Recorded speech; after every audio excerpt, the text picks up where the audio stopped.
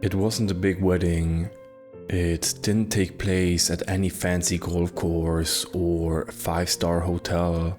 Just a small community center on the outskirts of a quiet Midwestern town. Family, close friends, an officiant, and serving staff were all that could fit inside those walls. The ceremony went by without a problem, just the usual cold feet warmed by an official kiss. All were happy, thus the reception started, and quickly everyone was becoming inebriated. Dancing, toasts, and singing filled the space as the hours ticked by until finally someone thought of a brilliant idea. An old classic that everyone knows.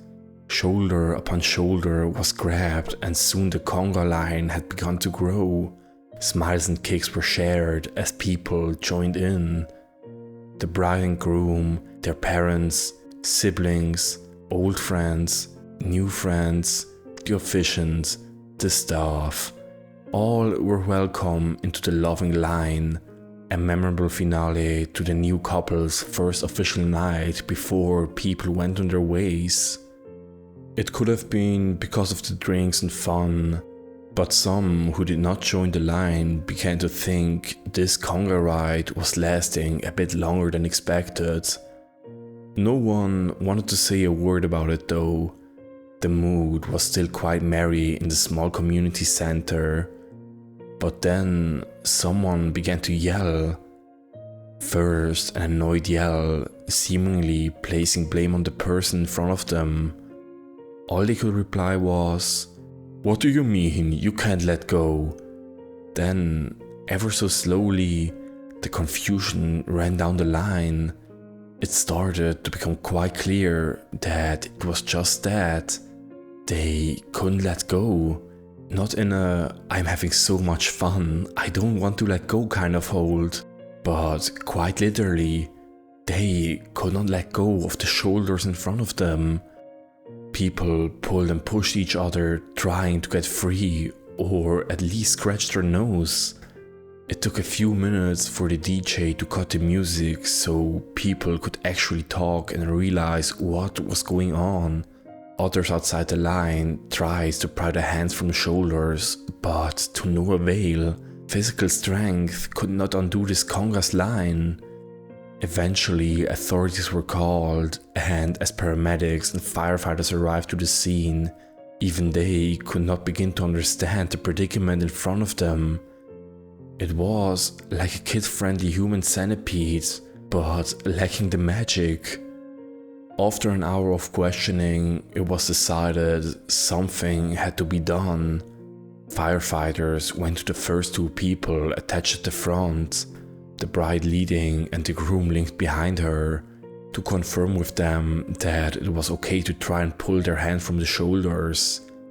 There isn't a specific tool for this kind of delicate situation, so it was decided a crowbar would be used first.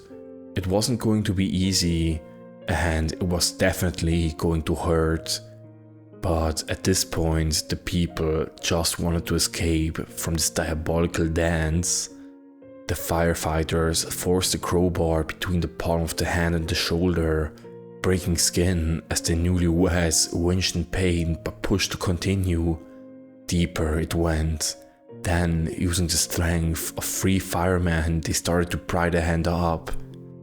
And then the real screaming began. No, not because of the pain caused by forcing a metal object between fused skin. These screams came from outside the line. At the very back of the conga was an older gentleman, the groom's father, who, despite leaving the hospital a week prior for a heart-related condition, decided to get in on the fun of a classic conga line after drinking a shot of something he had been handed. The shot in question was a Jaeger bomb with that lovely energy drink finish. That, along with the added stress of being fused to the person in front of him, was a bit too much for his old heart to handle, which then proceeded to give out. He fell while still attached to the person in front of him. A staff member who was close by tried to grab the old man before he hit the ground, but unknowingly used one hand to grab his frail shoulder, and as they both fell, the line grew.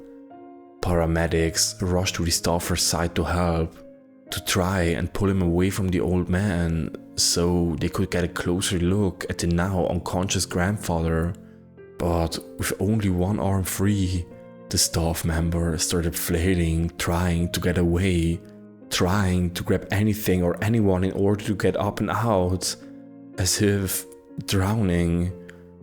In the confusion, his one free arm began tugging at the paramedic's shirt, pulling them down so he could get up, climbing up his fellow man, as if just an obstacle, in order to escape, yet only getting so far before being pushed down on the paramedic's shoulder and thus never being free again. The line grew. The fireman using the crowbar, shocked by the sudden screams and panic, strayed from their training, lost rhythm and pushed a bit too hard on the metal bar. A human hand can only take so much force, as the groom soon found out with the crowbar digging up and through the back of his hand. And yet, as he screamed, with skin and bone broken and bloody, the groom couldn't let go. What's more curious is how quickly the loose skin seemed to fuse back into the wife's shoulder without ever healing. It looked as if the groom's hand was melting into his partner. Their screams outmatched the rest.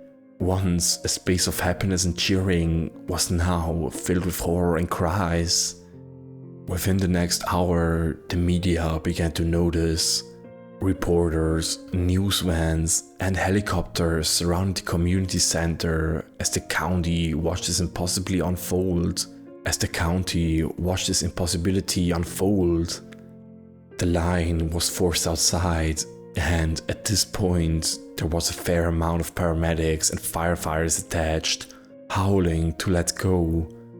Some were asking how they became attached, as most authorities tried to keep their distance from the line after witnessing what happened with the grandfather and staff member. As this dilemma grew, a young woman strolling down the streets, holding her groceries for the week, noticed the disturbance from across her. She stopped abruptly, dropped her bags on the sidewalk, crossed the road and walked up to the line as if in a trance, only waking up after touching the shoulder of the last person connected. Confusion, followed by fear, swelled up inside her, but before she could even question what had happened, she felt a pair of hands grab her shoulders. People watched it all unfold on their televisions, computers and phones over the course of the next few days. What started as a small town's unique issue turned into a global phenomenon. The world was curious. It became apparent that those in the line had to be spoon-fed. Sleeping was a challenge in and on itself, and normal bodily functions could no longer be done in private. Needless to say, this Conga continued well past its welcome. Some believed it to be a conspiracy, some just outright thought it was a fake, and then there were some who saw it as a sign from God. Humans flocked from all over the world, believing that joining in this line was the passage to kingdom to come. It got to the point where the military was sent in to stop people from attaching themselves. Fights broke out and people sprinted over barricades in order to unite with the Holy Line. Soon enough, some members of the military who were trying to stop those from joining began to attach to the line themselves. It grew and it grew and it grew. Politicians, world leaders, criminal cartel members, landlords, no one was safe from the pull of the Conga line. After 5 days, the line was spanning the length of the United States. After 10 days, the length of North and South America was involved in the rhythm of the dance. The line became too long to feed everyone. Some began to die of starvation, dehydration, neglect and exposure. There were a few who became so overcome by stress and malnourishment they could only feel one outcome was available to them: sinking their teeth into their own hands in order to quench the hunger and maybe even get free, only to find sickening disappointment. But maybe it was the person in front of them who was the issue. Maybe they thought, maybe if they were dead, I could get free. Killing is no effortless task, but it becomes even more complicated when a person cannot use their own hands and they've been starved for close to 2 weeks. One can only imagine being in front of another while they are being eaten alive, screaming for help, yet not being able to do a single thing.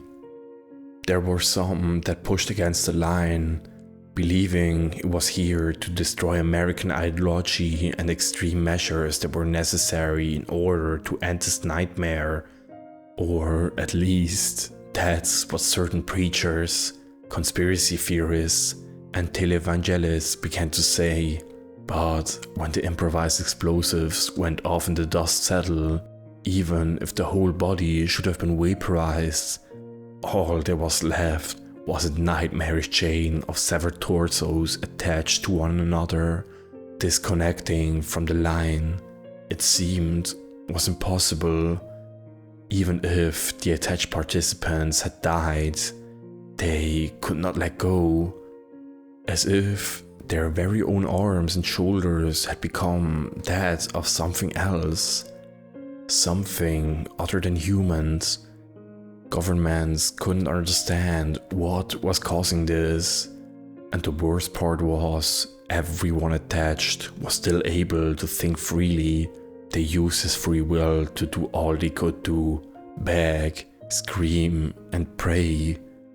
The only thing worse than being attached to a line itself was being close enough to hear it. Until on the 15th day since the wedding, at exactly 11:15 a.m., the line fell into a simultaneous silence. Approximately 16 million people from the front of the line in Canada to the last known person in Argentina, and even those believed to have perished, stood if they had the limbs to and stared forward. Those who were on the way to attach to the line felt an urge to stop, followed immediately by an urge to run as far as they could in the other direction. The world was quiet for one brief moment.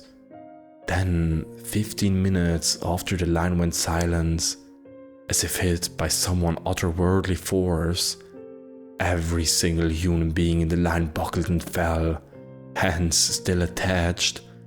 All 16 million people at the exact same time had died. As quickly as it grew, it ended. No answers, no screams. It was over. The world had breathed a confused sigh of solace. This Conga line had been in everyone's mind for the past 15 days, and it had taken millions with it. Understanding it was an impossibility, but at least now, the people on this planet could try and relax. Forces were dispatched from the governments all around the world to help clean up the bodies, but with the hands and shoulders still attached, efforts were halted until a legitimate plan of action could be considered. Looting of the bodies became rampant, as there wasn't a force large enough to guard the entirety of the Conga line, nor were most people too eager about getting too close to it.